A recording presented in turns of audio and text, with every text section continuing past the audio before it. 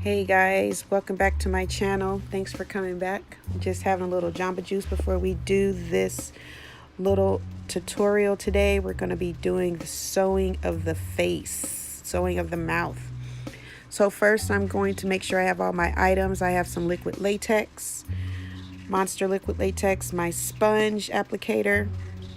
I have a red cup that I'm going to pour my liquid latex into, my TP, and then I have my Graftobian blood paste. This is a really great product. All these items I get on Amazon. So now I'm going to take my Senegence color correcting wipe and I am going to remove all of the makeup from the lower part of my face. And then I'm going to take the toilet paper and I'm going to tear it up into squares. Take my latex and then I'm going to just place it around the perimeter of my mouth first to lay down my first piece of toilet paper. And then once I do that, I'm going to go ahead and just add a little bit more latex to lay it down. And this is pretty much going to be the process of laying down to make that second skin that I need for this project. I'm going ahead and I'm just adding more latex to my face and then making sure that I cover all the areas that are dry. So I'm stippling it into the tissue, making sure it's there where I need it to go, and I'm adding just a little bit on the edges.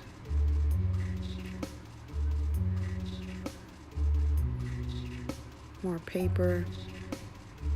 Basically, this is the process for the entire time with getting started with laying down everything. So now I'm just going to start blow drying because you want to make sure that as you're applying your layers, and now I'm giving you a little slow motion bedroom eye situations that looks super creepy, so I apologize in advance. But basically, you want to make sure that this area is nice and dry because you want to be able to work with it afterwards. So now I'm taking some cotton. I've unrolled a couple of cotton balls, and now I'm going to basically do the same thing I was doing. I'm going to lay down some latex, and then I'm going to lay the rolled out cotton over that area. I want to make it nice and thick because I want to make sure that I'm able to get the consistency just right in order to make the hole in the mouth and make it so that it's stiff enough to stay and not collapse. So now I'm just blow drying that out, making sure that's nice and dry. And now I'm checking it and also looking in the mirror to make sure that I got all areas and there's no super dry areas where I put the latex, where the latex didn't lay rather. So now what I did do in this part, I should have waited to do. What you want to do first, I mean, it ended up working out either way, but what I did was I cut this open first instead of putting my makeup on first. And then what you want to do is put the makeup on first, your concealer, to correct the color because of the latex is so light. You want to correct the color so that way when you put your foundation on, that it matches your skin. So what I did here is I'm just cutting the mouth open, just making sure that I can start, working with it. The scissors that I'm using are nail scissors, like manicure scissors. Just be really careful when you're doing this because you don't want to accidentally cut yourself. Kind of work your fingers as much as possible under it so you don't lift the prosthetic, but also you want to make sure that you have enough space between the scissors and your actual skin. So I'm just getting all of those areas and making sure I can open up that area pretty wide. And so now I'm just taking some powder. I'm going backwards here. Taking some powder and just powdering down my area. And now after that, I'm gonna go ahead and take my concealer. The concealer that I'm using is from Sephora. It's called Bright Future in Toffee. And I'm just using it to go along the edges of it and to also start to change the color of it so it will be more of my skin tone when I add the foundation to it. So I'm just using my beauty blender. I'm just working that in, making sure I try to get as much of the product around and inside that area. It's not a big deal if you don't cover the whole area, because now I'm using my foundation. It's from Tarte. It's the Shape Tape Matte Foundation, and it's in Deep Honey. And what I'm doing is I'm just kind of covering up those areas that I didn't get with the concealer. And again, I'm going to use my beauty blender to kind of work that in. And again, if you still have a few light areas, it's not a big deal, because you're going to be adding fake blood and all that stuff to that area. So now I'm using my bruise wheel from Mehron, and I'm taking the color black that's on the wheel and basically just coloring the inside of the area where my mouth is.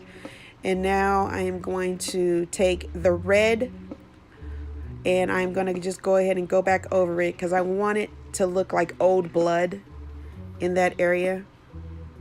Like if someone actually did cut my mouth and it's just been sitting there looking gross. So go ahead and just take the red and the bruise wheel and kind of work around the mouth of it so it can look basically bruised. Try to work around it as much as possible. Just work it in there and make it nice and dark. So now I'm going to take my Graftobian blood paste, and I'm going to take like a mini spatula, and I am just going to work that into that area. I'm dropping it on my shirt and everything, but it's all good. None of these items are toxic. And so, it's not something that, anyone would get sick from, unless you have an allergy to something that's in the product, but I'm not sure. So now I am taking the twine, and I am just going to cut a piece that I need.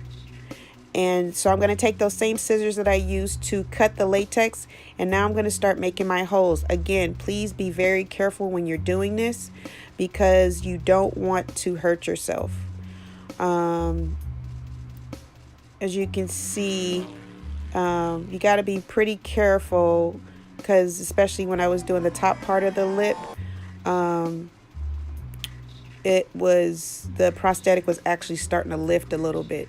But I'll fix that with some spirit gum.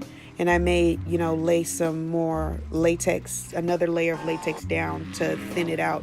And then just go over the process of adding concealer and the foundation to cover it. So a lot of times if that works, it's not a big deal. So now, just adding the twine as much as possible. This part is not as easy as it looks, only because you're having to make sure that the twine, you can get it through the holes that you made. And I had to go back and make some of the holes a little bigger. And right now for this, I ended up having to go back through with more thread, with more twine, and go back over the bigger areas where there was a void. But I at least wanted to try to get most of it in there. And since I kind of had an idea of what I needed to do next, I went back off camera and I put in more thread. So now what I'm just going to do is add a little bit of spirit gum on that area that lifted. And this was my first time actually doing this particular look, because I saw it on Pinterest and I thought it was really cool. And I wanted to show you guys what I was able to do. So it's my first time doing this. So I think it came out pretty good, even though I had to go back off camera and fix a few things. But now I'm just taking that same bruise wheel palette, and I am just, adding more to my mouth because of, finagling with the twine and everything. Some of it rubbed off into my fingers, which is not bad. And it actually gives, the prosthetic a little bit more character, make it look more real. So now I'm just taking a little bit more of the blood paste, adding it to my neck. And now I'm looking crazy. And I'm trying to open my mouth, but I can't. I'm just kidding. But this is the finished look. As you can see, I added a few more layers of twine. But I appreciate you guys for watching. Find me on Facebook, Twitter, and Instagram. Like and subscribe. Thanks so much for watching. Take care.